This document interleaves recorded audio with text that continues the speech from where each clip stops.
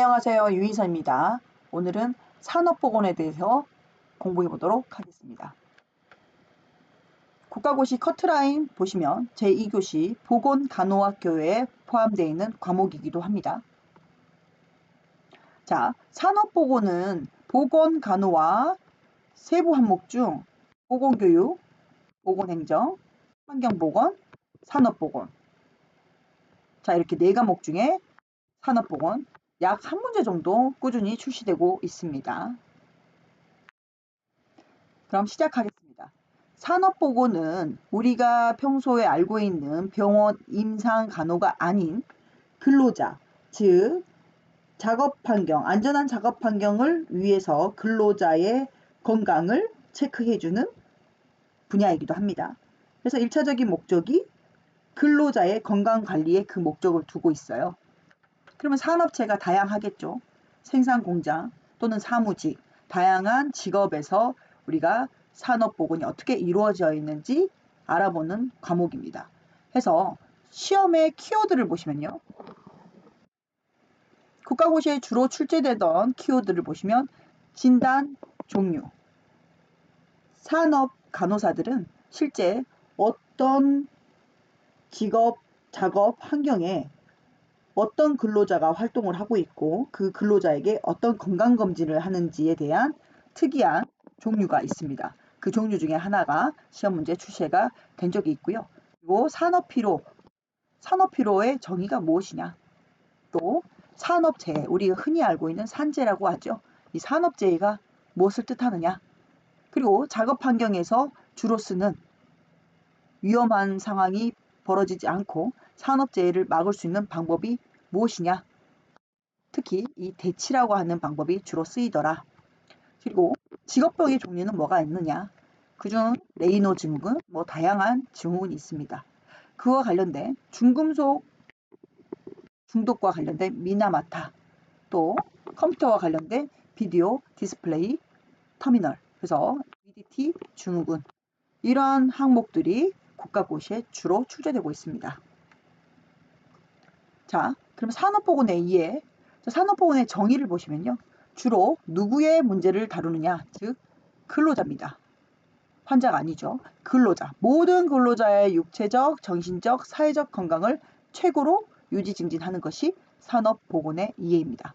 자, 그러면 작업 조건으로 인한 질병 예방, 건강에 유해한, 나쁘다는 거죠. 건강에 나쁜 취업을 방지하기 위해서 산업보건을 이해하고 우리는 수행해 가고 있습니다. 자, 그래서 근로자의 생리적, 심리적 적합한 작업 환경에 배치하는 것이 이 산업보건의 주 목적입니다.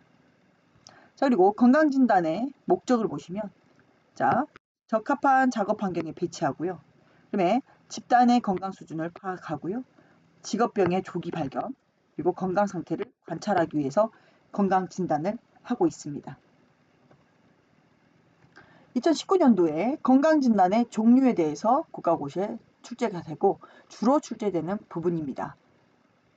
꼭 알아두시길 바라겠습니다. 그래서 총 5가지의 건강검진을 보게 되겠습니다.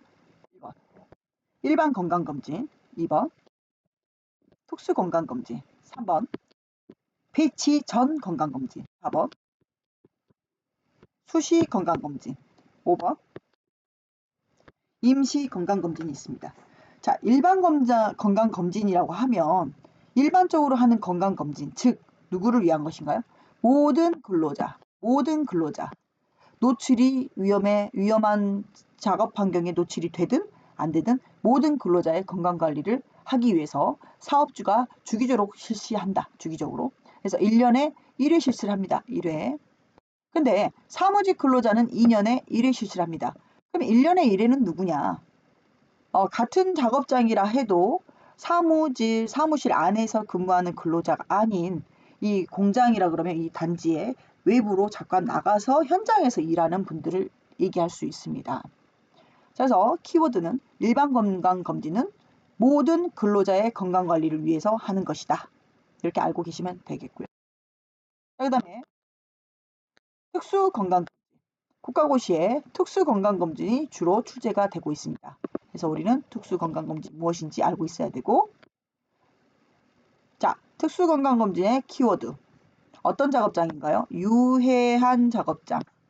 유해 작업 사업장에서 근무하는 근로자의 검진이다. 이것을 하는 목적은 무엇이냐? 직업병을 예방, 조기 치료를 유도하기 위해서 한다. 그래서 키워드는 유해 사업장입니다. 유해 사업장. 유해한 환경에서 하는 근로자를 위한 검사다. 그래서 특수 건강검진. 그래서 일반 건강검진하고는 좀 다르죠. 자, 그러면 배치전 건강검진이 있습니다. 배치는 여기 빨간 글씨로 되어 있는 것처럼 신규 배치 시 검진합니다. 신규 배치. 해서 유해한 부서로 이동을 할 때 이 신규 배치를 하기 전에 건강검진을 실시하는 것입니다. 자, 그러면 왜 하느냐? 예정 업무에 대한 적합성을 평가하기 위해서 한다라고 보시면 됩니다. 예정 업무. 자, 내가 대표예요. 내 사업장에서 직원이 있는데 이 직원을 좀 유해한 환경, 특수부서에 보내야 돼요. 근데 이 직원이 그 특수부서에 맞는지 모르겠어요. 그래서 그 전에 배치 전, 부서를 이동하기 전 특수한, 특히 유해한 물질이라든가 좀 작업 환경이 좋지 않은 그렇게 특수한 분야에 보낼 때 꼭 검진을 하는 거를 바로 배치 전에 한다. 그래서 배치 전 건강검진입니다. 그러면 키워드는 뭐겠어요? 특수한 부서로 이동하기 전, 그리고 신규 배치, 배치란 단어가 똑같이 들어갈 겁니다. 배치. 그래서 배치란 단어가 들어가면 배치 전에 건강검진을 하는구나. 그래서 이 정의를 물어보는 시험이 국시에 출제되었습니다. 자, 그러면 수시 건강검진 4번. 자, 수시는 수시로 한다고 생각하시면 됩니다. 수시로. 수시로 하는구나. 자, 그러면 유해 환경 종사자가, 유해 환경입니다. 이건 역시 유해한 환경. 유해한 환경 종사자가, 자, 직업성 천식이라든가 직업성 피부염, 건강장애를 의심하는 증상이 나왔을 때 의학적 소견이 있다. 그러면 누가 실시하느냐? 사업주가, 그 회사의 대표죠. 사업주가 실시할 수 있습니다. 이거는 수시로 할 수 있어요. 그래서 어떤 이게 장애가 막 발생이 돼요. 어떤 증상이 그 분야에서 나와요. 그럼 그 유해한 환경 때문에 나올 수 있기 때문에 수시로 건강검진을 한다. 그러면 수시 건강검진의 키워드는 의학적 소견이 발생했을 때 하는 건강검진이다. 그래서 의심 증상이 나와야 되죠.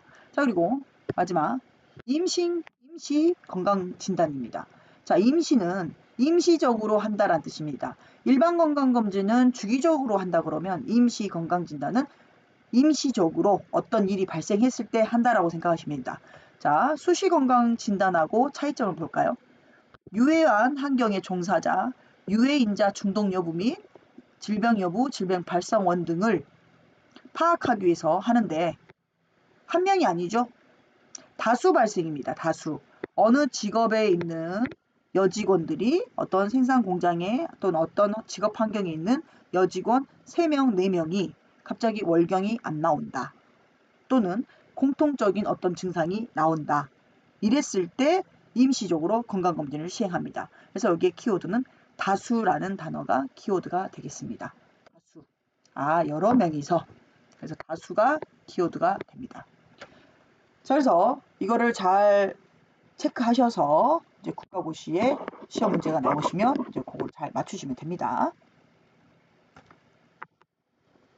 자, 그리고 건강관리 구분 판정이 있습니다. 그러면 직업병이 발생을 했어요. 아니면 건강한 일반 근로자에게 모든 건강검진을 했더니 어떤 등급을 매겨서 이게 직업병인지 일반병인지 체크해서 추후 관리를 하는 구조가 있습니다. 그래서 건강관리 구분 판정을 보시면 위는 의사가 하는 겁니다. 자, 그래서 2023년도에 국가고시에 출제가 됐습니다. 그래서 A, C, D, R, U로 나눠져 있고요. 자, 가장 중요한 것은 C, D가 중요하겠습니다. C, D. 자, 그러면 C 무엇을 말하는지 볼까요? 자, 우선 A는 건강한 근로자다. 건강한 근로자다. 그래서 문제가 없다라고 판단됩니다. 자, 그러면 C가 있어요. C가 1, 2가 있죠. 그러면 C가 무엇인지 아셔야 되는데, 자, 이걸 보기 전에 여기에 말하는 C 등급과 D 등급의 앞 글자를 딴 영어를 확인해 볼게요. 실제 C는 chase라고 하는 추적하다, 자, 또는 follow me, follow up, 추 관리하다 라는 뜻의 같은 동의어로서 chase는 추적하다는 영어 단어입니다. 추적하다. 자, 그리고 D는 질병 코드 D는 disease라는 거는 질병입니다. 자, 그래서 그러면 D는 질병, C는 추적하다. 이걸 기억하시면서 앞으로 넘어가 보면요. 자, C죠. 그러면 chase, 추적하다는 뜻입니다. 그러면 지금 현재 C는 질병이 걸린 걸까요? 아니면 걸릴 수 있어서 추적해야 되는 사람일까요? 즉, C는 아직 걸리지 않은 사람입니다. 그래서 추적 관찰이 필요하다라고 의심되는 사람들이고요. 그러면 D는요? D는 disease, 질병이란 단어이기 때문에 병이 걸린 상태입니다. 이해되셨죠? 그러면 C 볼게요.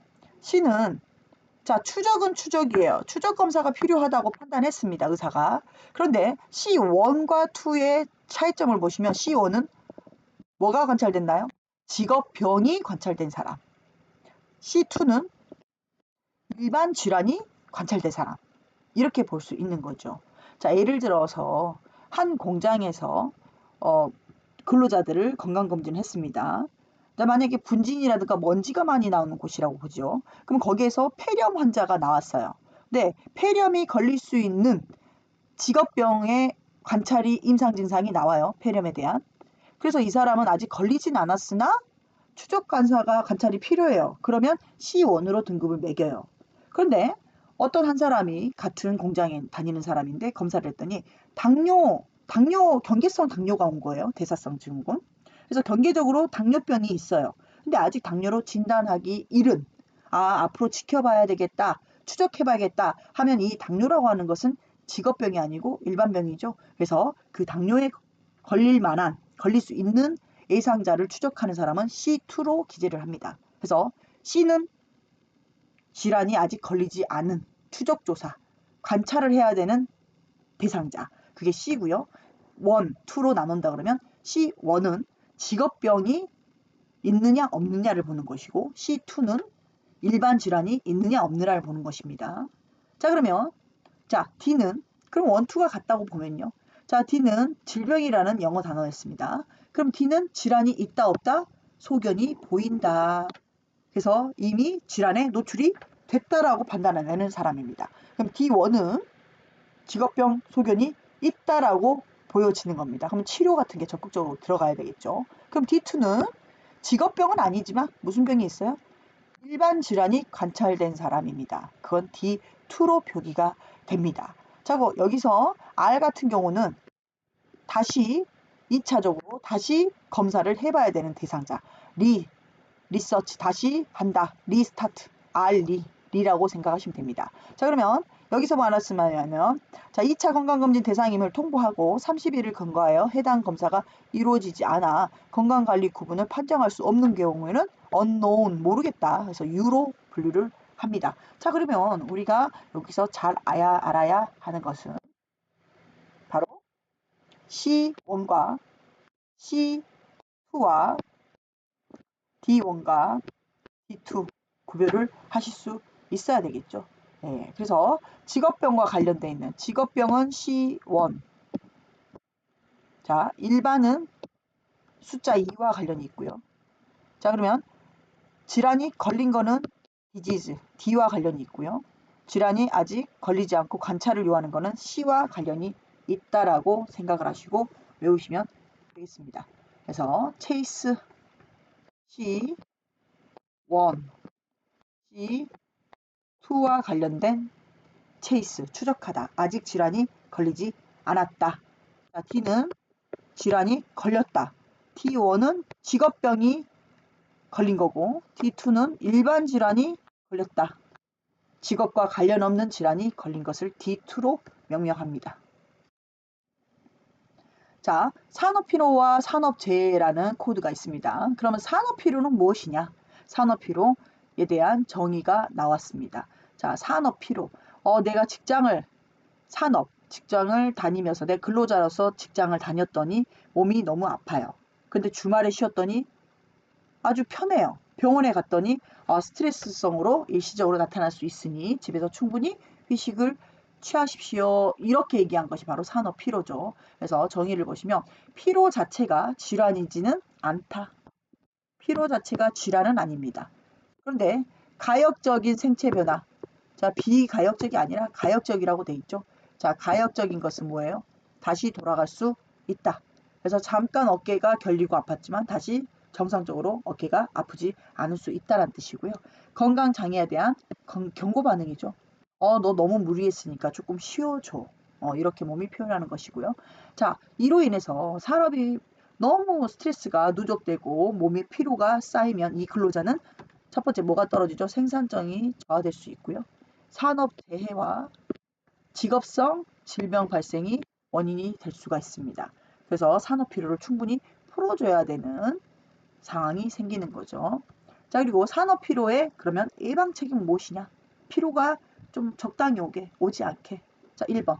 적절한 휴식 시간을 갖는 것, 그리고 스트레스를 조절하는 것, 충분한 휴식 및 영양을 섭취하는 것, 작업 환경의 유해인자 개선시켜주는 것, 그리고 특히 작업 자세는 인간공학적으로, 인체공학적으로 한다. 자, 해서 우리 가끔 TV를 보면 주방에 요리하는 분들 누가 컨설팅 전문가들이 와서 컨설팅 할 때 어떻게 컨설팅 하던가요? 자, A에서 음식을 하고 B로 가져오고 C로 가져왔을 때 그 사람 동선에 맞춰서 그걸 구성을 해주죠. 그게 바로 인체공학적으로 한다라고 표현하시면 됩니다. 어렵지 않죠? 자, 그리고 산업 피로에 이어서 산업 재해가 있습니다. 오래전 과거 국가고시에서 출제됐던 분야입니다. 자, 그러면 우리가 산업 재해는 무엇인가? 산업 재해 보겠습니다. 산업 재해. 자, 산업장에서 업무 도중 키워드 있습니다. 원하지 않고, 원하지 않았어요. 원하지 않았어요. 그리고 계획하지 않은 사건으로 해서 무얼 입죠? 손상, 상해, 경제적 손실이 일어나는 거예요. 자, 우리가 수혜민들 원하지 않았죠, 사실. 피해 입는 거, 피해 입는 거. 그래서 그걸 재해라고 합니다. 재해. 그러면 산업재해는 내가 생산직 근로자로서 일을 하다가 내가 원하지 않는 계획하지 않았는데 사고를 당하게 된 거죠. 그래서 그런 사건으로 인해서 내가 손상을 입고 또는 상해 경제적인 손실을 일어나는 것이 산업재해입니다. 그래서 우리가 흔히들 산재라고 표현하죠. 산재. 네, 산재라고 표현하는 것이 바로 여기에 포함되겠습니다. 자, 산업재해, 산업근로, 산업보건에서 나타나는 수치 중에 평가 수치 중에 하나가 도수율입니다. 도수율. 연 근로자 중 발생되는 재해 건수를 나타내는 비율입니다. 그래서 재해가 몇 번 일어났느냐? 이 회사의 이 생산 라인 공장에는 어떤 재해가 일어났느냐? 그걸 나타낸 비율이죠. 그래서 산업재해 발생 현황을 파악할 때 쓰는 표준 지표입니다. 그럼 도수율이 높다는 건 어떻게 된 걸까요? 많이 일어난다는 거죠. 이 산업장이 유해한 환경이 많아서 위험한 상황이 많아서 환경이 좋지 않아서 산업재해가 잘 나타나는 곳이구나. 그래서 회사의 평가의 도구가 될 수도 있습니다. 그래서 산재를 상당히 두려워하고 산재 발생 예방하기 위해서 많은 교육을 하기도 하죠. 자, 그러면 작업 환경 보겠습니다. 자, 그러면 이런 산업재해나 산업 피로를 줄이기 위한 작업 환경 관리는 어떤 것들이 있느냐? 우선은 내가 어떤 일을 했을 때 이 환경이 유해하더라도 작업 환경 관리를 잘해주면 산업 피로라든가 특히 산업재해가 발생하지 않을 수 있다고 생각하는 거죠. 자, 그러면 첫 번째 환경 관리 대치입니다. 대체하다, 체인지, 바꾸다 라는 뜻입니다. 자, 대치는 국가고시에 자주 출제되는 작업 환경 관리 방법입니다. 자, 보시면 유해 환경, 유해 화학물을 덜 유해하거나 유해하지 않은 물질로 변경하거나 공정과 시설을 변경하는 것. 대치, 그러면 뭐예요? 바꾸다. 뭔가를 바꿔주는 겁니다. 자, 그리고 키워드는 바꿔주는 거구나. 키워드가 바꿔준다. 그리고 또 하나 키워드 대치. 바꿔주는 게 가장 쉽다고 합니다. 가장 쉽다. 가장 쉽다. 그래서 어떤 산업장에서 가장 쉬운 방법은 대치구나. 가장 효과적이고 가장 기본적이며 가장 우선적으로 이루어지는 것이 바로 대치입니다. 바꿔주는 거예요. 변경해 주는 거. 대표님, 여기서 내가 일을 하는데 이 부분이 힘들어서 자꾸 손이 다치게 될 것 같아요. 방법이 뭐가 있을까요? 그러면 그 손 다치는 그쪽 관리 부분을 바꿔준다든가 아니면 위험이 덜한 걸로 교환을 해준다든가 이렇게 해서 작업 환경을 개선시켜주는 거죠. 그래서 그에 국가고시에서 출제되는 예시가 있습니다. 그래서 예시를 잘 보시면 첫 번째, 가연성 물질을 유리병 대신 철제통으로 저장된다. 자, 가연성은 이제 불에 탈 수 있다는 뜻이죠. 그럼 유리병 안에 들어있는 가연성 물질이라고 보면 내가 그거를 관리하고 내가 만지는 사람이에요. 그럼 갑자기 불이 나서 그게 터지면 유리병이 깨지겠죠. 그럼 유리병 깨지는 걸로 해서 파손으로 해서 제가 다칠까요? 안 다칠까요? 근로자가 다칠 수 있겠죠. 그래서 유리병 대신 깨지지 않는 철제통으로 바꿔준다. 자, 이것도 대치의 방법입니다. 또 유기용제 벤젠이죠. 벤젠. 벤젠을 이용한 세척 공정을 하는 수동에서 자동으로 교체해준다. 이건 역시 바꾼 거니까 교체 작업이죠. 이것도 대치에 해당합니다. 또 페인트 작업을 하는데 페인트도 이제 좋지 않은 성분들이 많이 들어있습니다. 그러면 이 페인트 분무식으로 뿌리다 보면 이렇게 색칠할 때 도색할 때 뿌리죠. 이거 뿌리는 것보다는 전기에 흡착식으로 한다 그러면 이 분산되는 호흡기로 들어오는 이 화학물질 이것들이 줄을 수 있겠죠. 그래서 페인트 작업 시 분무식에서 전기 흡착식으로 바꿔준다. 이것도 바로 작업 환경 관리 중에 대치에 해당되는 것입니다. 그래서 이 세 가지를 잘 기억해 두셨다가 다음번에 이게 나오면 잘 고르셔야 됩니다. 자, 두 번째 격리가 있습니다. 격리. 자, 격리 같은 경우는 격리 저희가 알고 있죠. 코로나 때 격리해 봤잖아요. 격리. 그러면 이거는 유해 물질로부터 발생하는 작업 공정을 완전히 어쩐다? 외부와 차단하는 것입니다. 차단. 그러면 유해한 작업이 있는 곳하고 내가 차단이 되려면 저와 거리가 있어야 될까요? 가까이 있어야 될까요? 거리가 그래도 떨어지는 거죠. 내 앞에서 이루어지는 것은 아니겠죠. 그래서 보시면 자, 작업 공정을 완전히 외부와 차단하는 것. 그래서 키워드로는 자동시설 설치에 의한 원격 조정을 뜻한다. 그래서 원격 조정이 답입니다. 원격 조정. 그래서 원격 조정하는 거를 우리가 흔히 볼 수 있어요. 어디서 봤을까요? 우리가 엑스레이 찍으러 갔을 때 우리 방사선 기사님이 저를 엑스레이를 이렇게 찍으라고 어깨랑 자세를 잡아주고 저랑 찍을 때 같이 있던가요? 아니면 나가서 안에 마이크로 지시를 내리면서 원격 조정으로 찍던가요? 바로 이게 바로 격리하는 겁니다. 격리. 우리는 엑스레이 찍을 때 한 번 노출이 되지만 방사선사 기사님들은 어떻게 돼요? 하루에 엑스레이 대학병원처럼 하루에 엑스레이 뭐 50명, 60명, 70명, 100명 이렇게 찍으면 100번의 방사선을 맞겠죠. 그러면 산업 피로, 산업재해 뭐 몸에 아주 좋지 않은 영향이 오기 때문에 이런 경우는 원격 조정을 처음부터 쓰고 있었죠. 그래서 이게 바로 엑스레이 방사선실에서 우리 기사님이 나가서 찍고 나는 안에서 환자는 그 안에서 분리되는 상황 원격 조정으로 하더라. 그래서 거기에서 원격 조정을 기억하시면 됩니다. 요때 이게 격리를 활용한 거겠구나 생각하시면 됩니다. 자, 그리고 정유 공장에서도 공정 과정을 격리한다.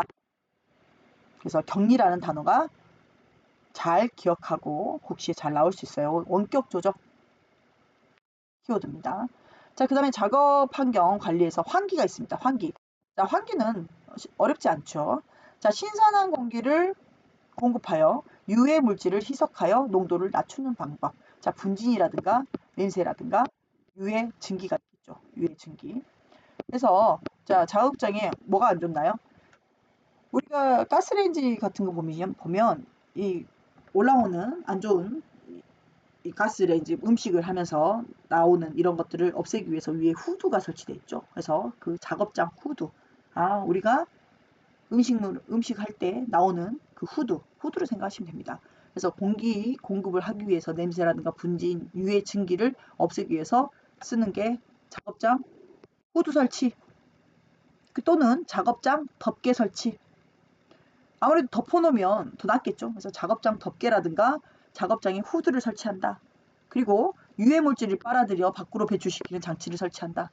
이것들이 바로 작업 환경의 환기에 해당하는 예시입니다. 자, 그 다음에 최근에 자주 나오는 것 중에 2025년도에도 푸시에 출제가 됐지만 작업 환경 관리 중에 보호구 사용이 또 출제가 잘 되고 있습니다.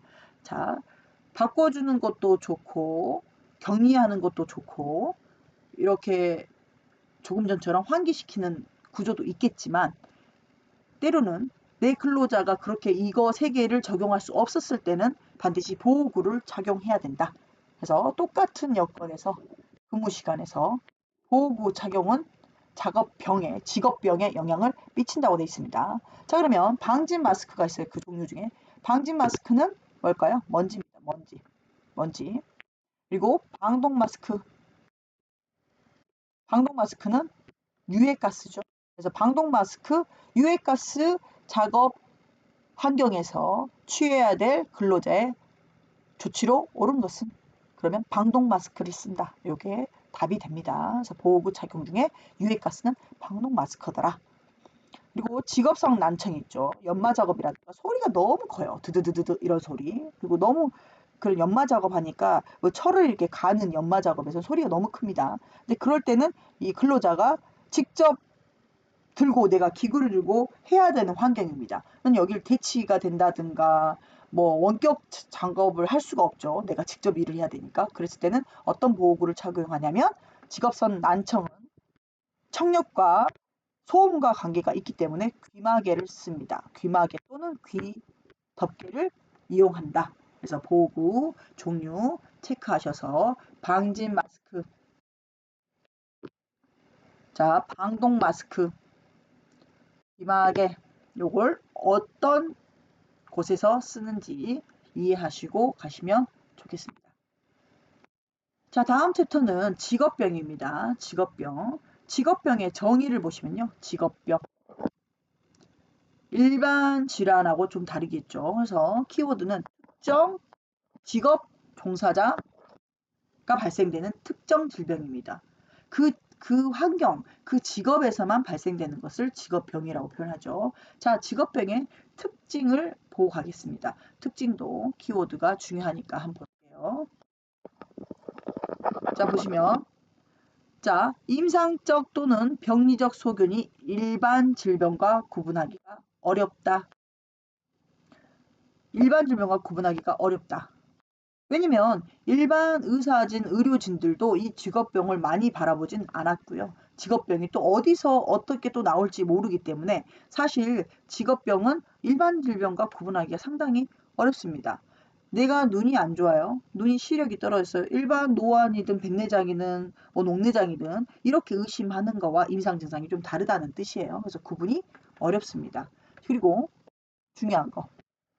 수년, 수십 년이 걸리기도 한다는 거예요. 또는 다 그만둔 다음에도 그게 누적이 돼서 안에 축적이 돼서 나타날 수 있다는 뜻입니다. 자, 그리고 많은 직업성 요인이 비직업성 요인에 의해서 상승작용을 일으킨다고 되어 있습니다. 그래서 구분하기 어렵고 이직한 후에도 발생하고 그래서 실제로는 직업병을 진단받고 산재까지 가기가 상당히 애매하고 어려운 과정이긴 합니다. 또 질병을 직업병으로 진단하지 못하는 경우가 있다 없다? 많다. 인과관계를 따지기가 상당히 어렵다는 뜻이에요. 왜냐면 이미 내가 퇴직을 한 상태에서 갑자기 질환이 왔어요. 이게 과거에 내가 10년 동안 다녔던 회사에서 얻었던 질환이냐 이거를 판정하기가 상당히 어려운 실정입니다. 그리고 인체에 대한 확인되지 않은 신물질이 많아서 직업병으로 인정받기가 어렵다. 그래서 중금속에 의해서 이렇게 안 좋은 병을 얻었어도 그거를 인정받기까지가 10년, 20년, 30년, 40년, 50년까지 걸린 사례도 있기 때문에 인체에 대해서 확인되지 않는 물질이 많다는 거죠. 그래서 일정 기간 많은 희생을 거치면서 이 물질이 이런 질환을 나타낼 수 있으니 어떻게 해라. 이게 나중에 지침이 나오기도 하잖아요. 그러면 만약에 초기에 걸렸던 사람은 그걸 누가 알아줬겠냐고요. 이처럼 인체에 대한 어떤 물질이 인체에 이상한 작용을 일으키는지 모르고 사용할 수가 있다는 뜻이죠. 과거에 수은을 좋아했었잖아요. 그렇죠? 근데 나중엔 다 밝혀졌지 않았어요? 수은이 정말 좋지 않다는 거. 많은 부작용과 많은 축적작용으로 문제가 된다는 거를 아주 뒤에 알았고 아주 과거에 있던 사람들은 그게 좋은 줄 알고 썼다는 거죠. 그래서 이처럼 계속 꾸준히 신물질이 나오고 있고 그 신물질을 근로자가 접했을 때 그게 직업병으로 오는지 인정받기가 상당히 어렵다는 특징을 갖고 있습니다. 자, 그러면 직업병 유소견자로 산재 요양 신청. 자, 산재 처리를 받고 싶어요. 산업재해. 그러면 산재 요양 신청을 어떻게 할 것이냐? 2019년도에 국가고시가 나왔습니다. 자, 볼게요. 자, 근로자를 보는 곳이 어디예요? 근로복지공단. 그래서 직업병 유소견자 중 요양 또는 보상에 필요한 확인이 필요한 근로자. 자, 요양 또는 보상이 필요하겠죠. 그러면 이 산업재해로 인정받기 위해서는 건강진단을 누구로부터 받아야 될까요? 바로 의사가 반드시 소견서를 작성해줘야 한다. 당연하면서도 우리가 한번 짚고 넘어갈게요. 의사가 반드시 한다. 누가 한다? 의사가 반드시 소견서를 작성해서 어디다? 관할 지사에 신청한다라고 되어 있습니다. 그래서 국가고시에는 의사가 반드시 소견서를 작성한다가 시험 문제 답으로 나왔었습니다. 체크하고 갈게요. 자, 그 다음에 작업 환경에 유해 요인이 있어요. 유해 요인 2023년도에 나왔었고요. 자, 국가고시에는 근로자의 작업 환경 유해 요인 중 물리적 원인으로 옳은 것은 이렇게 국가고시에 나와요. 자, 물론 여기 옆에 있는 모든 단어를 다 아셔야 되지만 이게 물리적인 요인인지 화학적인 원인인지 생물학적 요인인지 사회적 요인인지 구분하셔야 한다는 뜻입니다. 그래서 구분하는 방법 보도록 할게요. 자, 물리적인 것. 간단하게 설명하면요. 물리적인 거, 작업장의 온도, 복사열, 기압, 기계적 손상, 이거 근로자가 인간이 스스로 바꿀 수 있나요? 내가 밖에 공사 이런 작업 도로 공사하는 곳에 일을 해요. 근데 요즘처럼 고열이 심하죠. 그래서 낮 기온이 33도 34도가 가요. 근데 이 고온 다습한 거를 제가 바꿀 수 있나요? 근로자가? 사람이? 바꿀 수 없죠. 그래서 물리적인 원인은 대부분 환경적인 겁니다. 내가 인간이 스스로 바꿀 수 없는 것이라고 개념을 정하시면 쉽습니다. 자, 온도, 복사열, 소음. 이 들리는 소음을 제가 제거할 수는 없잖아요. 그리고 진동, 드드드. 계속 나한테 느껴지는 진동 어떻게 할 수가 없고요. 유해 강선. 유해 강선 그냥 쏘는 거잖아요. 내 몸으로 받고 있는 거잖아요. 그리고 전리방사선, 그리고 이상 기압, 그리고 기계적 손상. 이건 내가 할 수가 없는 겁니다. 그래서 이거는 물리적인 원인이 되죠. 이런 물리적인 원인이 잘못 설정이 되면 작업장의 환경이 좋지 않아지는 겁니다. 자, 두 번째 화학적인 요인 볼게요. 자, 화학적인 거. 화학은 뭐가 있을까요? 유해가스, 중금속, 유해용제, 살충제들이 화학적인 겁니다. 우리가 흔히 아는 화학적인 거. 그래서 이 화학적인 건 가스, 중금속, 유해용제, 그리고 이제 살충제 이런 것들이 화학적인 요소다. 그래서 톨루엔이라든가 벤젠이라든가 들어보셨죠? 이런 화학적인 원인이 포함이 됩니다. 자, 그 다음에 3번. 생물학적 원인이 있어요. 생물학적인 거는 생물이겠죠. 그럼 뭔가가 살아있다고 생각하시면 됩니다. 자, 이런 살아있는 것에 의해서 작업 환경이 나빠질 수 있는 것. 세균, 곰팡이, 미생물, 병원성 미생물. 그래서 이런 것들을 취급하는 동물 또는 식물. 그래서 세균, 곰팡이 이렇게 살아있는 것들이 또 작업 환경을 유해하게 만들 수 있구나. 자, 구분하실 수 있겠죠. 자, 마지막 사회적 요인이 있습니다. 사회적 요인은 뭘까요? 내 환경을 얘기하는 거죠. 사회적인 환경. 그래서 첫 번째, 정신피로. 정신피로가 또 사회적인 환경에 포함이 됩니다. 그리고 정서적 불안정한 것, 그리고 심인성 질병. 그래서 이런 것들이 사회적 요인에 해당이 됩니다. 어렵지 않죠? 자, 그럼 시험을 한번 풀어보도록 하겠습니다. 작업장애 유해 요인 중, 요건 뒤에 좀 나왔으면 좋겠는데 먼저 나왔네요. 볼게요. 작업장 유해 요인 중 화학적 원인에 의하여 나타나는 질병은 무엇입니까? 자, 여기에서 시험 문제는 지금 화학적인 뭐였어요? 유해가스, 중금속, 유해용제, 살충제. 자, 이거에 의해서 나타나는 직업병을 고르는 문제죠. 자, 자만병. 이거는 고압에 의해서 나타나는 거. 고압. 압력입니다. 고압. 자, 그리고 고산병. 이거는 산으로 올라갔을 때 고도가 높죠. 고도. 높은 고도에서 올라가면 숨이 차다. 그래서 숨이 차면서 나타나는 고도. 높은 고도죠. 산 등반가들 나타나는 것. 그리고 미나마타. 얘는 중금속입니다. 중금속. 수은입니다. 수은. 그래서 실제 미나마타는 수은 중독에 관련된 겁니다. 자, 그리고 레이노는 진동입니다.